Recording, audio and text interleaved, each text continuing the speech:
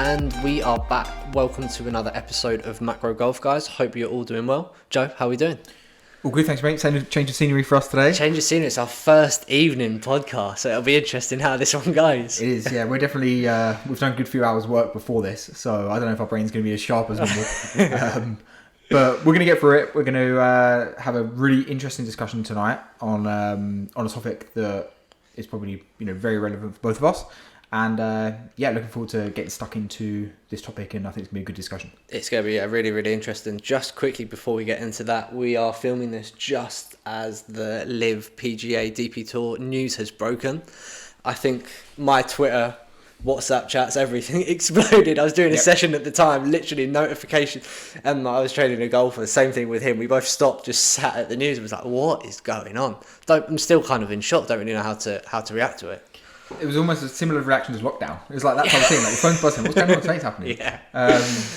Very weird. Obviously, we'll find out more in the coming days, I'm sure. But yeah, let's see. Let's see. So today we're going to be talking about coaching, different types of coaches, different type of coaching styles available, whether that's online, offline. What do you get for different costs? Who should you see? What personality traits should you kind of look for? What should you look for if you are picking a coach? We're going to try and dig deep into that and kind of give you guys a little bit of an insight into, if you are looking to work with someone, what you should look out for. Based on your personality traits, what you might work better with, what you may potentially avoid. Joe? Yes, I think it's a topic that means a lot to us 100%. Because we both try to be honest with the people that we work with, and we try and really decide who we want to work with based on people that we know that we can help, which I feel like it solves half the problem for people who are trying to find a good coach. When the coach is quite picky with who they work with, then that means that generally they'll probably be a good fit, which I think solves the problem. Unfortunately, that's not the case in most industries. Golf, fitness, physio, it's not always the case. So I think it's really good for individuals to have an ability to kind of suss out what they need, who is going to be the best person to give them what they need, and trying to find a working relationship to get the most from that. And I think, we came up with the idea for this podcast tonight, and I think off the back of this, I hope that people can make better informed decisions over who they decide to come and pay their money and spend their time with, to hopefully help them achieve what they want to achieve, whatever that goal is. 100%. I've had quite a few clients come to me over the years, having spent a lot of money with various different types of physios or potentially other trainers. I think given that me and you have been in the industry for quite a while, we've been around and seen a lot of bandits, seen a lot of amazing coaches that are out there as well, who probably don't value themselves highly enough. So it's basically how are you going to find those? How are you going to find those that suit you best for your needs? Definitely, and I don't know if it's the same with you, but I don't like hearing stories of bad coaches. It hurts to hear the stories, especially when people tell you the stories. And sometimes people like to, unfortunately, people like to speak badly about people that they've had coaching from before, especially if they didn't work out, right? Like if there was a breakdown in the relationship and it didn't work, and also some of the stories you might hear might be a bit shocking. I don't know if it is always the coach's fault. I think there's definitely a two-way street with it, and I think hopefully from the back of today, people can make better decisions with who they work with and how they work with them, and take some ownership over who they work with as well. But you're right, there are some sketchy things going on, unfortunately. 100%. Which we'll touch on actually. Maybe that's good. Like maybe we'll talk a little bit about, because we can talk on a fitness side and on a golf fitness specific side, and maybe we'll talk a little bit about qualifications. That might be something that might be worth talking about, 100%. Like what to look out for, how easy is it to receive specific qualifications, what does that mean, what does that stand for, and hopefully gives people clarity in our niche industry, which maybe then people can take wider out away from this if they want to do a little bit of research on other industries. Sam, I'm going to ask you a question first of all. Let's go.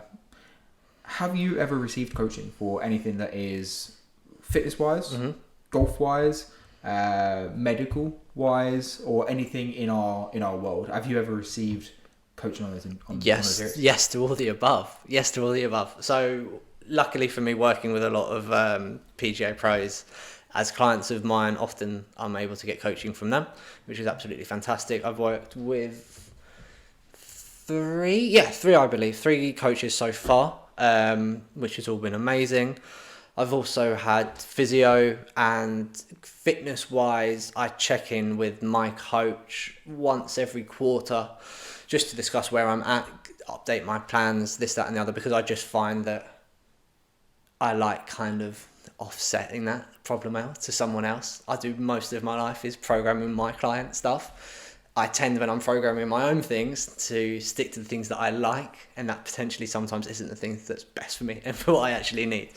So yeah, I've tons and tons of experience of working with different coaches, different trainers for myself, as well as being a trainer. Obviously, I think it's really important to take a step back from myself being a coach and actually getting a kind of an outside look onto what's needed. And the reason I asked you that question is to walk you into the trap, which is, so how did you find them, and did you go through the process that we're probably going to talk through tonight of doing some diligence in researching who they are, what they're about, what their methods are, what their qualifications are, what their experience is, their success stories, how it would work, how many times you would speak to them, what the results you would expect, which is probably what we'll lead on tonight, right? We're going to say when you're going to go and start working with a new coach, and we'll probably make it a little bit more specific just to fitness than golf coaching as such, but going through a kind of like a due diligence of like working out what you're actually going to get from this relationship. So did you do that? So no is the answer. My fitness coach as such is an S&C guy. I've known him for 6 years or so. We actually used to work together at Gym Box in London. We got a really good relationship going, and we would actually write plans for each other at the time. Since me going off into golf and specialising a little bit into that, I don't do his plans anymore, but we still catch up quite regularly, and he does mine. But then how I knew we got into that eventually was that we had such a good working relationship. So I would see him delivering sessions on the gym floor and say, oh, actually, maybe try this. And he'd do exactly the same for me with different clients, and we'd kind of bounce ideas off each other. The main thing for me working with coaches, whether it's kind of fitness specific, golf specific, I've had business mentors, business coaches, life coaches. My most important thing is the relationship. Is, am I going to get on with you? And for when it's the other way around, so when I'm onboarding new clients, the first thing I will always do is say, let's do a session. Let's find out if we actually can get on and work together. Because it's a two-way thing.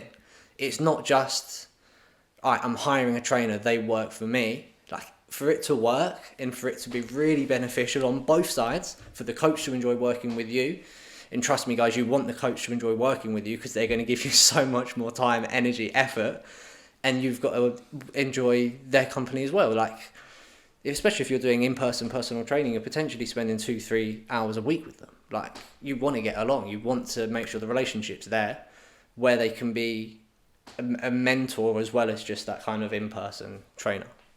100% agree. Couldn't agree more. I think I think the relationship is big. I think understanding, doing a instead of diving into something, it's like starting a new relationship, right? Like, there needs to be some level of understanding of what you both come into that relationship for, and what you can both bring to the situation. It definitely, although one person is paying the other one, the other one's using their time, right? So it's just both exchanging, possessions, one's time, one's money, and actually both of you should be getting something from that agreement. It was agreed, and I think just working on that is good. So what I think would be useful for everyone is to speak a little bit about the different types of coaching that happens in our industry. Obviously we've got golf coaches, which we don't need to talk too much about. People understand what they do and understand kind of where they sit. We've got performance coaches.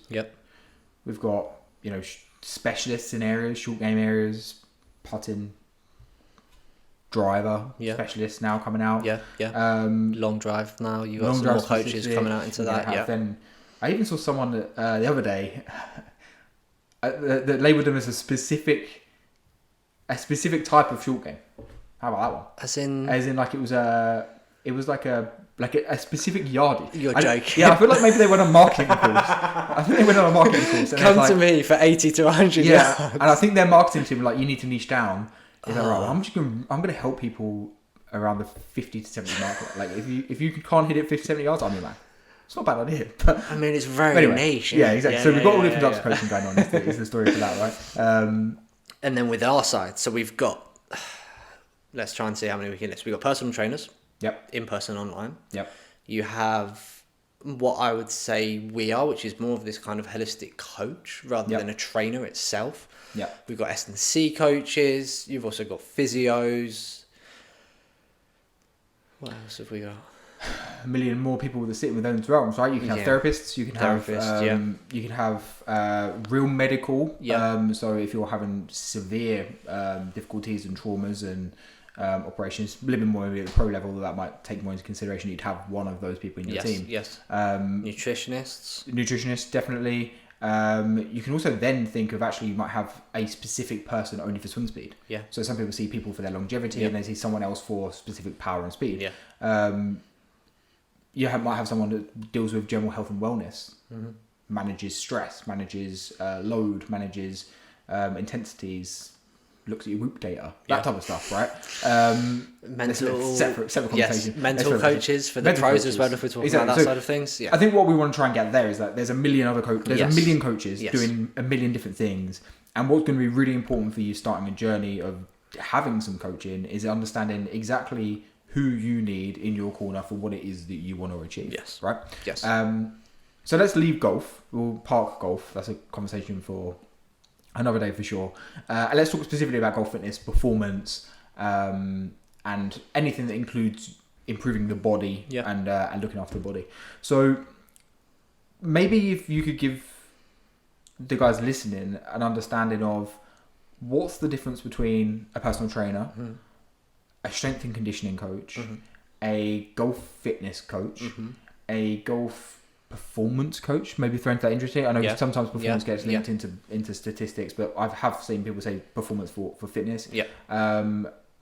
Physio. Yep. Maybe then nutritionist. Like, how would we categorize those people and what general boxes do they fit in? Perfect. So personal trainers generally, like myself before, just work with general population, right? Yeah. So it's typically either focusing on specializing, kind of building muscle, losing weight. Typically that's where they will fall. Not too much of an emphasis unless the personal trainer has a really deep interest into a sport, right? They don't typically look at sport for performance.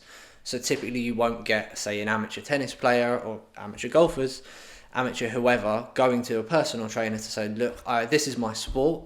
What exercises, what plan can I follow to get better at my sport? It's more of a general kind of aesthetic approach to things, while also on longevity, injury prevention, potentially depending on what that personal trainer specialises in. If we go on. I was going to say, and are we putting these people in the category of they will be delivering sessions? Yes. On a one-to-one basis, like a, like we said before, exchanging time for money situation, where I'm going to come and see you for 60 minutes, and I'm going to pay you X amount of money for a 60-minute session. Yeah, that's where we're putting that. For the workout. Caveat, if you are paying a personal trainer and they're just giving you a workout without any plan or extra help outside of that session, red flags should be going up, because long gone are the days. I think when I first got into personal training, that was kind of it. It was as seen as, right, £50 an hour, you get the hour with me, perfect, you come back on Wednesday, we do exactly the same thing again. That has now long gone. They should be providing plans, help, nutritional help, and kind of everything outside of that as well. But it depends what you want again, right? Like, if you just want someone to hold your hand and walk you through a session and provide you motivation, then 100%, if that's what you want, brilliant. Personal trainers are absolutely perfect, as long as they know their stuff for you, right? So if we're potentially talking about golfers now, and we've spoken about this before on other podcasts, like, really, if you look at kind of the exercises we prescribe to clients, they're not that golf specific, right? We're getting our golfers to become better athletes, and there's various ways of getting around that. They don't need to be probably qualified in a golf specific sense for your amateur golfers as such, unless you've got specific injuries, or if you're really looking to chase some speed, then maybe we should start looking for some specialists. So without us getting lost, we'll try and be really like Go on, because I'm getting structured, right? So we're gonna say personal training. Yes. Most or personal trainers. Yes. Let's put personal trainers in a category. Personal trainers are mostly general population. Yeah. Working on probably a combination of wellness, weight management, resistance training, generic exercise based for the generic public, right? And typically that's done on a one-to-one basis. Typically on a one-to-one basis, whether that's in person or online. Yeah, in person or online, but for delivering that session as a session, 30 minutes, 60 minutes, whatever it is, and then maybe they give you some stuff after that to do in your own time, if we're saying they're a good one, and they might talk to you in that session a little bit about nutrition and what you should be doing and different bits. Yeah. But that's going to be pretty, generic, general public based. Yep. General public based. Cool. Yeah. The next one we said was strength and conditioning coaches. Yeah. Right. So now we're going on to slightly more specialist within sport. Obviously, even within S&C coaches, you've got the guys at the top that specialise in working with athletes from certain sports. But for someone who's an S&C coach, they are way more knowledgeable about performance and developing programs for sport specifically. So kind of looking at the movement mechanics for each sport and saying, right, this is what that athlete needs. How can I program for that? Seeing these guys typically might not be one-to-one like your personal trainers. You might meet them like I did with my coach once every month, once every quarter, once every 6 months, come up with a plan, look at your data, do some testing, send you off with the plan. Yeah. Perfect if you know what you're doing in the gym, have the discipline, and will follow through that by yourself, essentially. So 2 bits I'm taking from that, and I think, again, we'll make it clear. So we've got the personal training, then basically we're saying that strength and conditioning coaches are definitely more specific to performance in sport. In sports. In a performance environment. Yeah. And because of that, there will be a slightly more of an emphasis on the programming as an overall than there will be specific in that hour what gets done in that session. So you might see them for some sessions to work on specific things or to test. Or to do some testing and things, but you probably won't be spending every session with them. There are S&C coaches, obviously it all completely depends on the individual. There are S&C coaches I know that just spend all day delivering sessions. Yeah. It depends to what they like. A lot of them that I know just do programming because they're absolutely data driven, heads in the textbooks. What's the best program I can write to get to X, Y, Z? Nice. And I think we're then moving into, we've kind of categorized 2 different boxes here, which again is probably worth clarifying. So one, we've got a coach or a trainer who will deliver sessions to you on a one-to-one basis. Mm-hmm. And then we've probably got someone who's more, I use the word coach. I think you use the word coach, which is definitely a little bit more removed from that in a holding your hand through that session. And definitely more of an overarching support and programming organisation level. Yes, right. 100%. So they're not going to actually say, right, well, now we're in the gym with you delivering these sessions. Yeah. We're like, I've tested you, you're doing good, you understand your technique. I'm going to send you away over the next however long you're going to work on this, and then you're going to come back and then we're going to test it. More of a coaching mentality. Absolutely. Cool. Yeah, absolutely. Joe, hit us with the next one. What did we have? Test my memory now. These ones let's say golf fitness coach. Perfect. Which I suppose probably is close to what we do. Yeah, 100%. Little bit more filtered down, but close to what we do. I would say that a golf fitness coach, I'm going to say it could be in 2 different brackets. It can either be the personal trainer or it can be the S&C coach. Yeah. But they are specific for golf. Yes.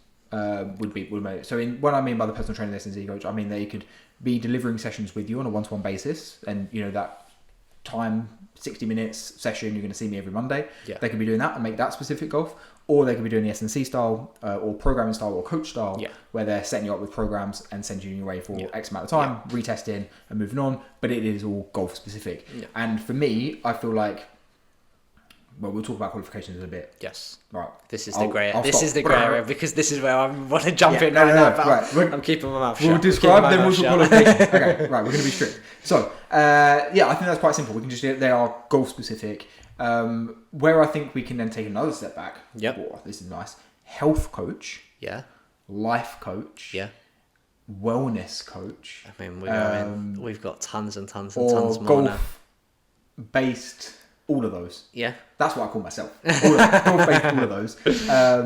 And I think this is definitely coaching Yeah. as a whole, where we're basically saying that, yes, you might have someone that delivers sessions. Yes, you might have someone that does programming. Yes, you might have a nutritionist that deals with something. Yes, you might have a wellness coach that manages your stress levels and your sleep and all these things. Yeah. I personally like to do all of it. 100%. 100% agreed. And I think that's why I like to speak to people very often when I coach with them, when I work with them. Yeah. That's why I like to do a really thorough investigation of what they need before I work with them. Yeah. Because there are a lot of people that just need a program, that want personal training, Yeah. or just need a nutrition plan or whatever they need. Yeah. I like to work with people that need everything. Yeah, 100%. That's where I 100%. enjoy Yeah. it. Okay, so who should see... Have we missed anyone? Golf performance coaches was the only other one we added on that one there. confuses me already, so let's maybe just ignore Let's that scrap one. Physios? Physios. Yep. Yeah, physios. Definitely go and see them, pay your money, do your session. Yeah. Probably should have, hopefully, some exercises that give off the back of that session. We'd like to hope so, yeah. I know a few very, very good physios. I'm going to speak positively tonight. I know a few very, very good physios who will do that for you. Definitely more based on injury rehabilitation. Yeah. Problems, pain, Yeah. injuries, I would put in the category of there. Yeah. Good, because I've got another question I'm going to ask in my mind. I thought it was going to be a short one. We're going to go on for ages. This is going to be a long night. Okay, so let's say those categories. So we've got personal trainer, we've got strength and conditioning coach, we've got golf fitness coach, we've got someone like ourselves who tries to cover everything, and then we've got physio. Yeah. Who needs to go and see each person, and who would benefit from seeing each person in a slightly different way? Let's try and create some... Let's create some personas. Let's create some personas and let's tell them where they need to go. Perfect. I am Sandra. That's my mum's name. Is it actually? Yeah, that's weird. I'll change it. No. Thanks, but you can keep that down, it's fine. Okay, Sandra. I've played golf for 2 years. I'm mid-40s. Looking to lose a little bit of weight. Used to go to the gym, really active, plays lots of golf, so walks lots. Not the best nutrition, so would like to clean that up a little bit, but really wants to kind of get a hold of training outside of golf. Where would you start? I would say it's going to be budget dependent. I think Yes, something this is obviously a different thing. Typically, coaching is cheaper. Yeah. Typically. Than personal training. Yes. Simply because personal training, for it to be efficient in my eyes, you requires need to be seeing a bit more that time. person. Yeah. If we're saying that person's not going to be giving you things to do outside of those sessions, Yeah. then you probably need to be seeing them 2 or 3 times a week for it to be worthwhile, right? So let's assume that the personal training is 2 or 3 times a week, and let's assume the coaching is maybe once every other week or once every month. I think if she can afford it and she can commit to it, I think personal training would be great for her. Yeah. But if she's done some training previously, she might benefit from some kind of programming that might help her. Probably not an S&C. We're not really into that realm yet, where she's taking it super, super seriously. We're kind of more of a holistic approach. Wants to get a little bit fitter, wants to look a little bit better, play a little bit better golf, because obviously she's playing golf, but it doesn't need to be so golf specific. Yeah, I would have, I'm in a new category, a personal trainer who plays golf. There you go. Oh, yeah. Perfect. They'll be able to help her a lot. Yeah. They'll be able to help her. They'll understand the golf swing a little bit. Wouldn't have really done much coaching with golfers or any specific training, but would understand what she needs to get a bit better and achieve her goals. Okay, let's pick a new one. Right, so Dave, 55 years old. Yep. Works in the city. Okay. Has a bit of a bad back. Okay. Plays off 7. Mm-hmm. It's a decent player. Plays off 7. Used to go to the gym. Hasn't done it in about 10 years. Okay. Drinks too much. Okay. Enjoys getting a kebab on the way home after work on the train home. And basically he just needs to sort himself out. He needs to sort out all of his habits, he needs to sort out all of his routines. And he's motivated to do it, but he just doesn't have a clue where to start. No plan to follow. So, if I'm Dave, potentially a personal trainer, I'm working in the city, we might say that budget might not be a bit of a problem. With the trainer, I would want that trainer then to have a broad knowledge on everything else. So I would want them to be able to develop good habits within clients. I would want them to talk to him about nutrition as well. that takes me on to probably what would be a better fit for him, which is probably a more holistic coach that specialises in all of these things. Dave's obviously a good player, so he obviously has got pretty good movement mechanics. He's trained before, so he's probably fairly confident in the gym, even though he might not have been there in a while. So potentially we meet with a coach, we maybe do an hour onboarding, check his movement mechanics, just say, right, these are our basic pull, push, hinge, squat, deadlift, just different movements, check that out and go, right, perfect. We're going to meet once a month, we're going to talk about all your habits, we're going to create some different things, boom, send him away. For that could be a coach, could be an absolute perfect fit.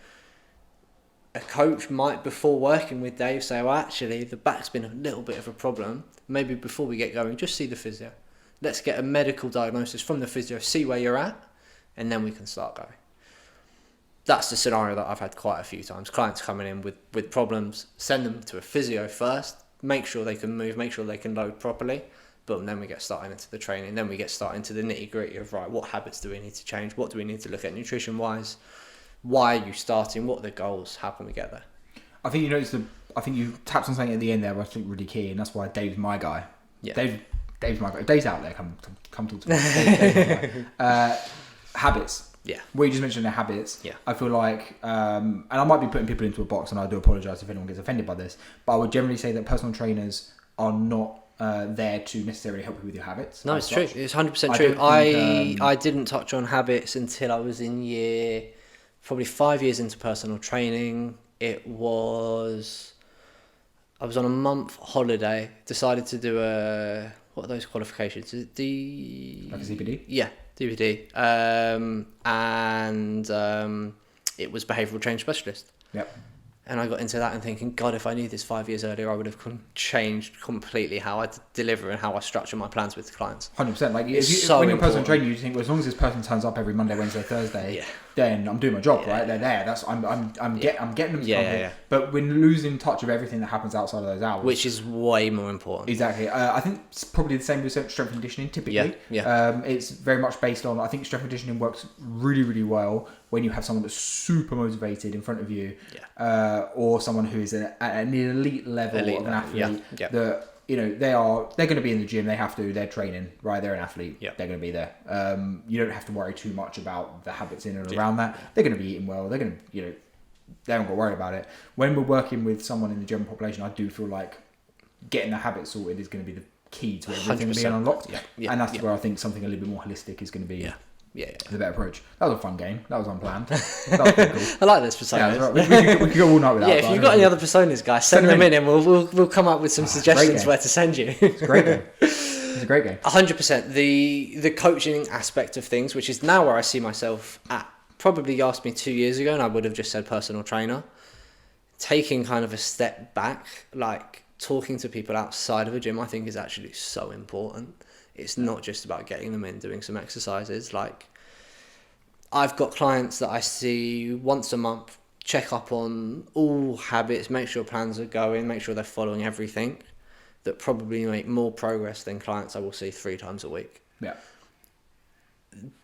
That depends on how the client utilises the coach itself or the trainer. Because obviously you get out what you put into it.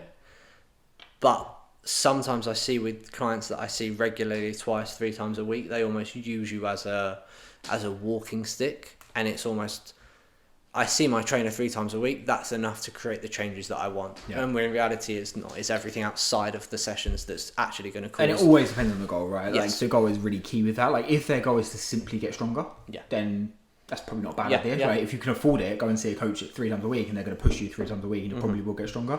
But if you're not sleeping well and not eating well, you're going to be stunted in some way still. So I think getting the habits right is key. Okay, so now we've got a bit of an idea of what these people do.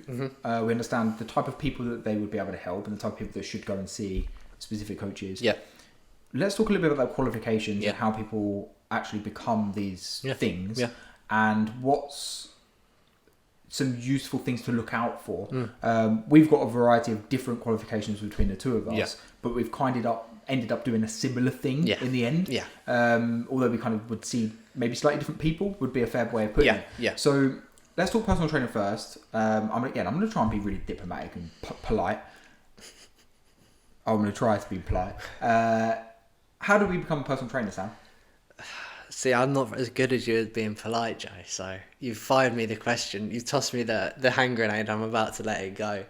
There's various different ways to becoming qualified as a personal trainer. You have some very cheap, easy access weekend, month courses that you just see that are online actually, and you might just do an assessment at the end.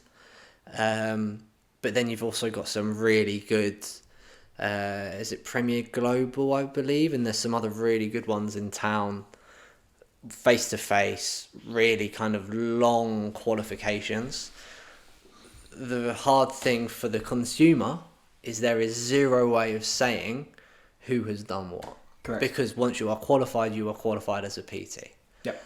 Um, In the same way, one of my clients I spoke to the other week, he runs an accountancy firm. Yeah. He said anyone can call themselves an accountant. Really? Anyone. Yeah. I was like, what? He goes, yeah. He goes, what would you look for in an accountant? Oh. Similar questions. But Yeah. I was like, I don't know. Probably look at maybe their qualifications and like some.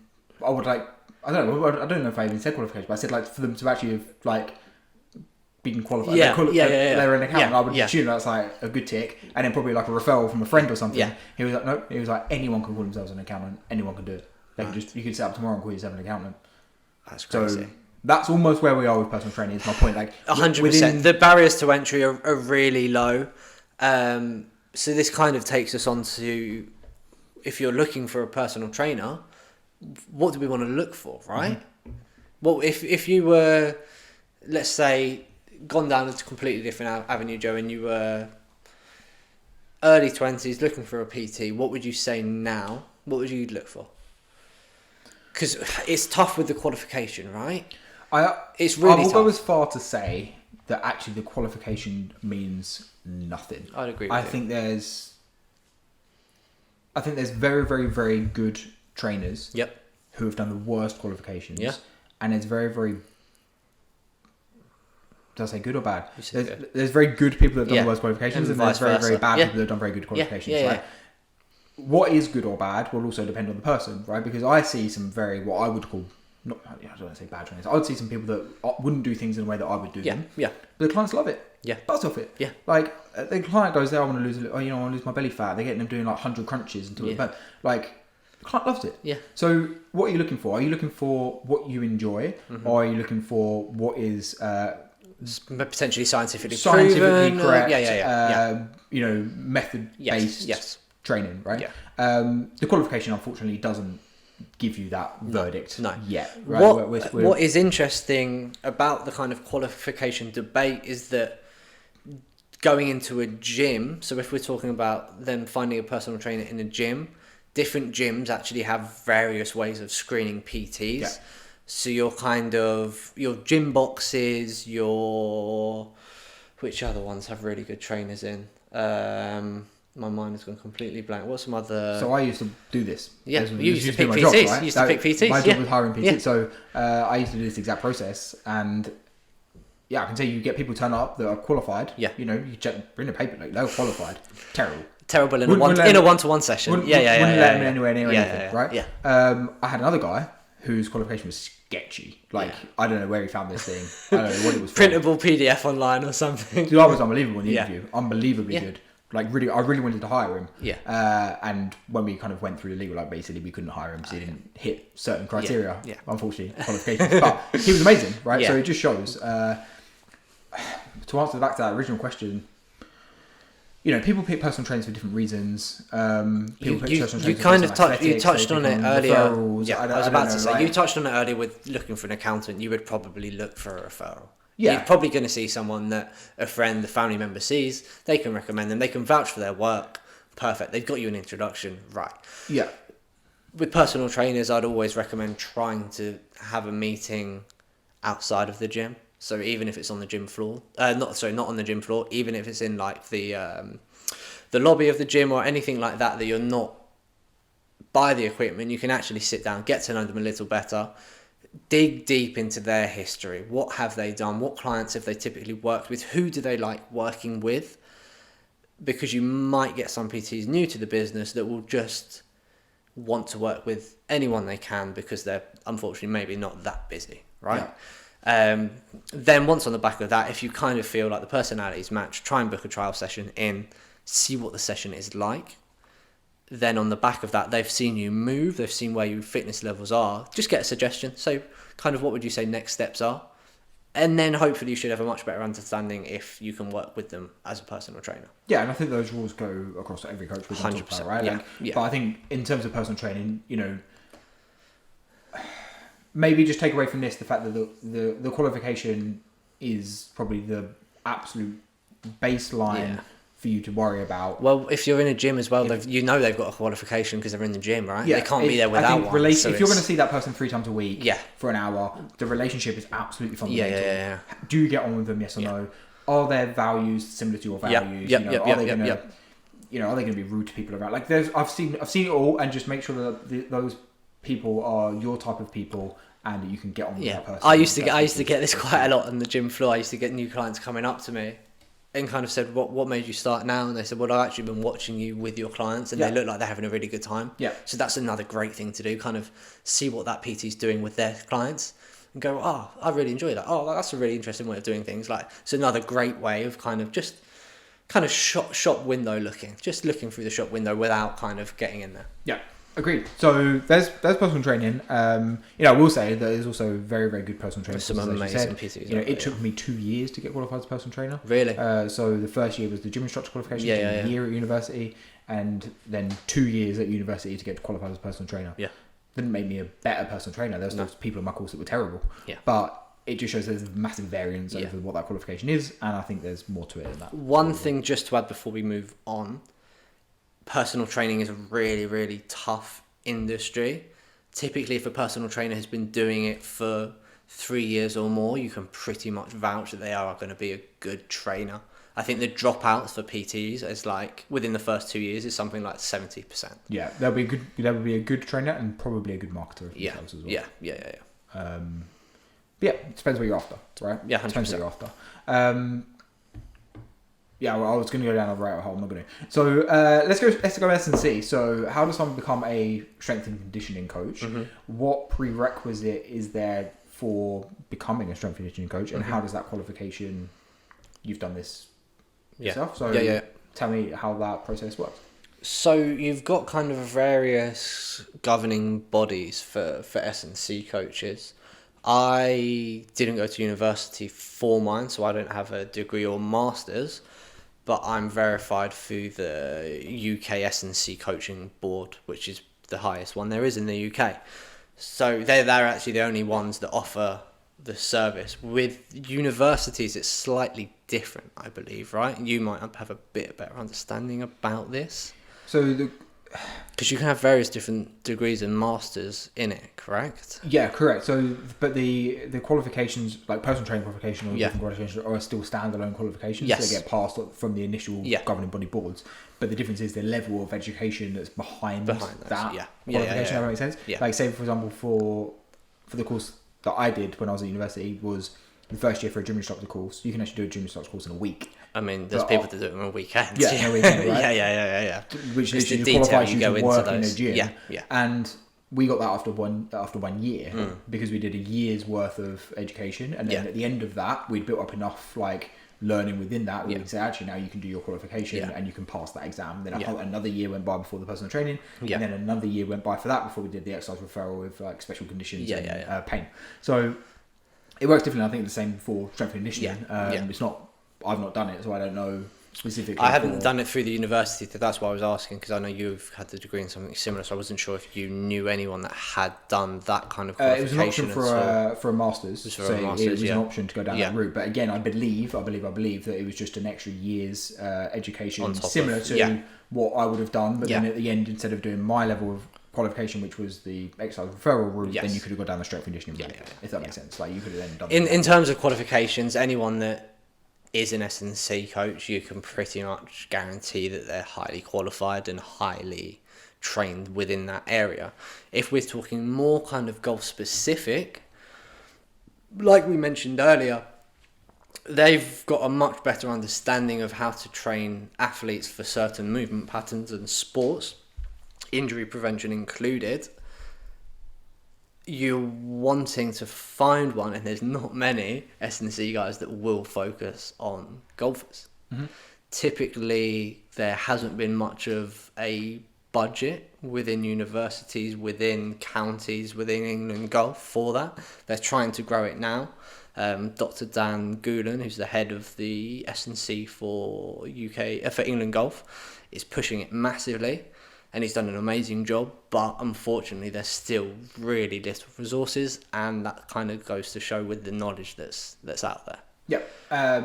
S&C, this is what put me off S&C originally when I was at university, is the roots of the lack of opportunities is staggering. And if you're not willing to work for a year for free or 2 years for free, then basically to get into a football club or a rugby club, you probably got to do a year or two for free, and then you got to hope that you might then get a job that doesn't pay you a lot and with a lot of hours. So what you typically see is people get qualified as ski coaches and then work self-employed. Yeah, as a trainer, as a more one-to-one trainer. Right? One thing I would say with strength conditioning that I do find, and this is me being totally open just from people that I've met, is there definitely is a lack of focus on the habits, like we said, but also like interpersonal relationship building. 100%. Like trying to speak to these people sometimes is painful. I know I'm not to offend you, but no.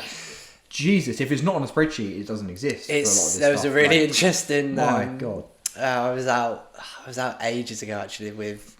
There was me, my mentor who I mentioned earlier on in the conversation, and two S&C guys. And my mate literally said, "Can I have some common sense with that knowledge?"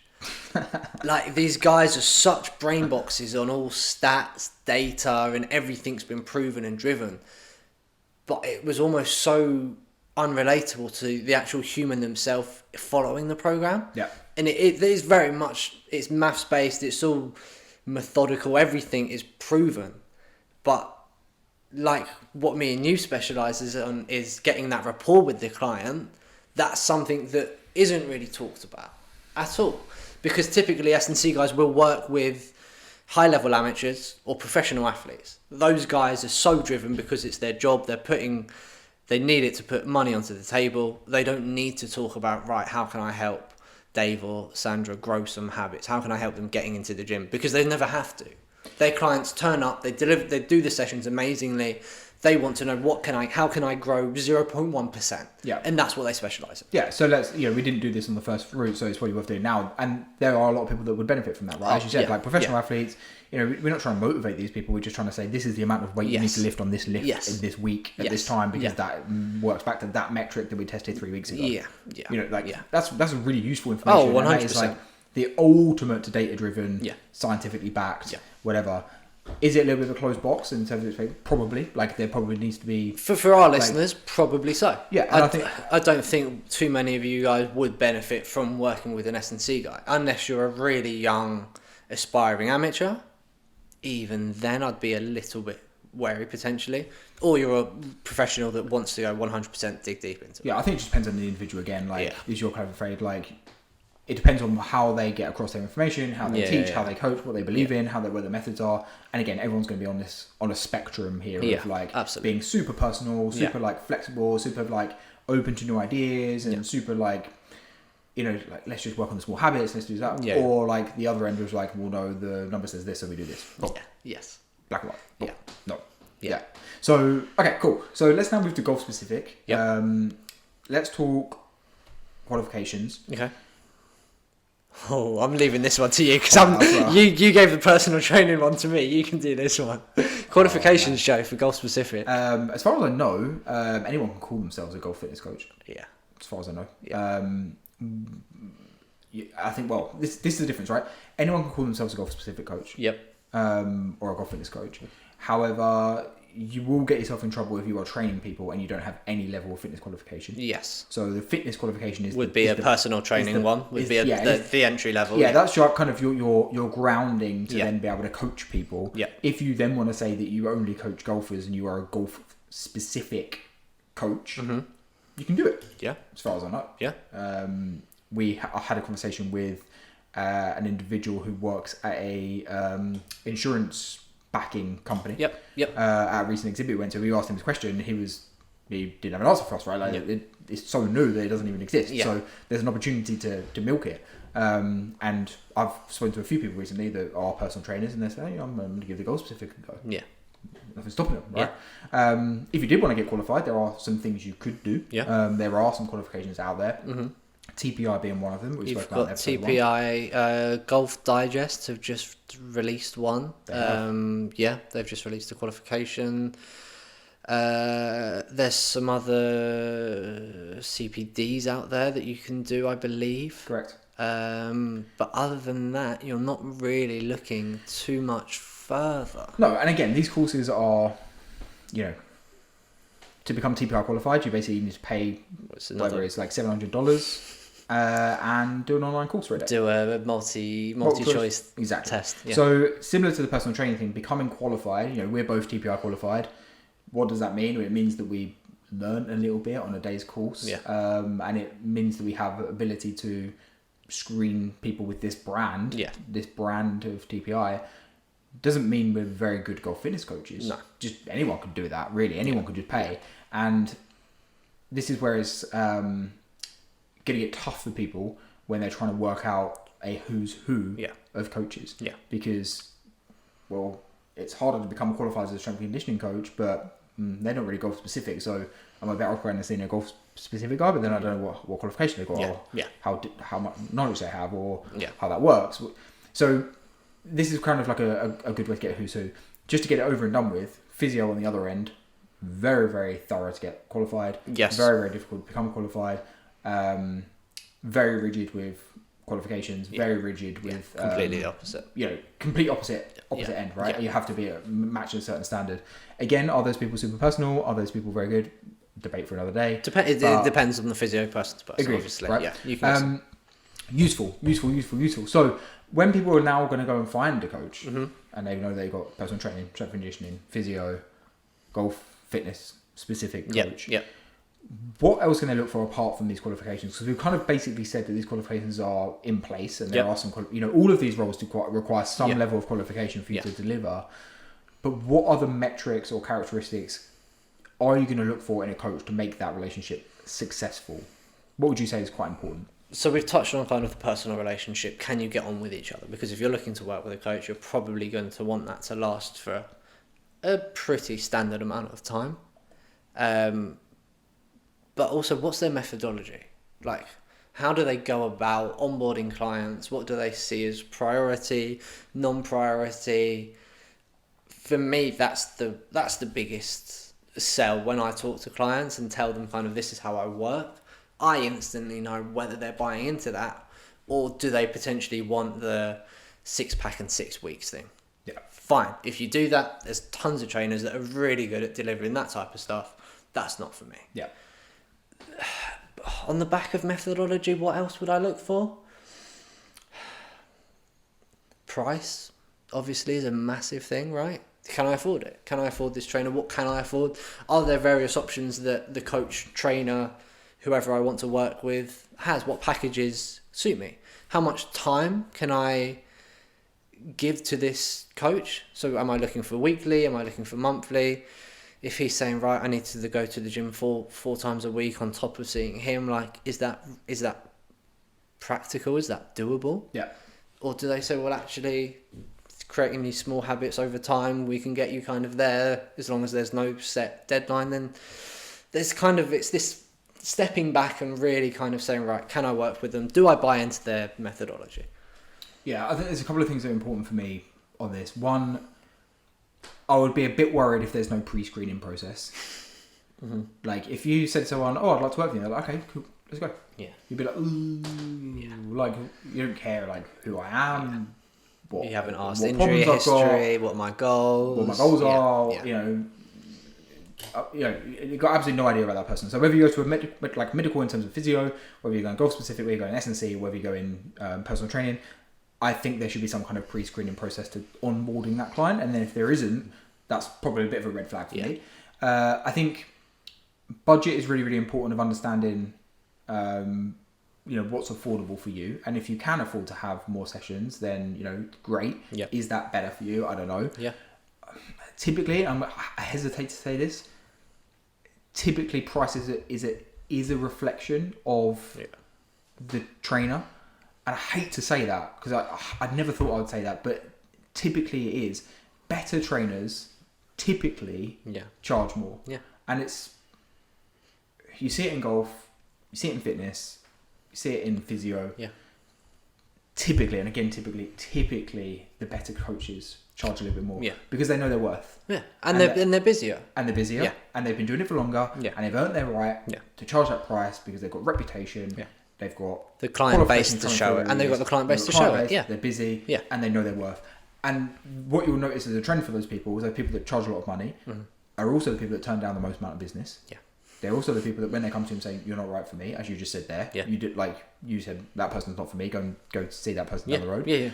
These are the signs of a very, very competent, successful coach, in my opinion. 100% agree. There's people that don't fit in that box. There are very, very good coaches who charge very little because they don't want to charge a lot of people. They do it for the enjoyment. That's great, but typically this is the trend that I see. And there's also a lot of people that charge a lot of money that are no good, but let's forget that. The other bit of this that I think is really, really important is understanding what that process looks like, because I think for all of these different coaches that we've mentioned, all the different roles that we've mentioned, they will all work differently. You'll go and see a physio and they'll do it differently to the next physio. You'll go and see a personal trainer, they'll do it to the next. You'll go see a golf fitness coach, they'll do it to the next. What is the process? How does it work? How often do I see you? What's going to be the expectation from me? What are you going to deliver to me? What's going to be the expectation? Being very clear from the start of like what you want and what you want to get from that. So important. And being really clear of like what's included and what you're going to get. Because there's nothing worse, even as a coach, of being like, okay, this is what I believe this person wants, and I'm going to take them down the route. And then halfway through, they're like, so what about nutrition? Or what about this? You're like, okay, but like that's useful to know now, right? We can work on that. But there needs to be responsibility from both sides. Again, this is like pre-screening of really, really clear, like what's the goal? What are we going to work on? What's going to be our what's the short, medium, long term priorities within and that. Get some structure. Exactly. I think those things are really important. 100% agree. That's important for both sides, for the coach and for the client taking it on. Whew. Deep. It was deep. It's deep. What else do we need to talk about for coaching?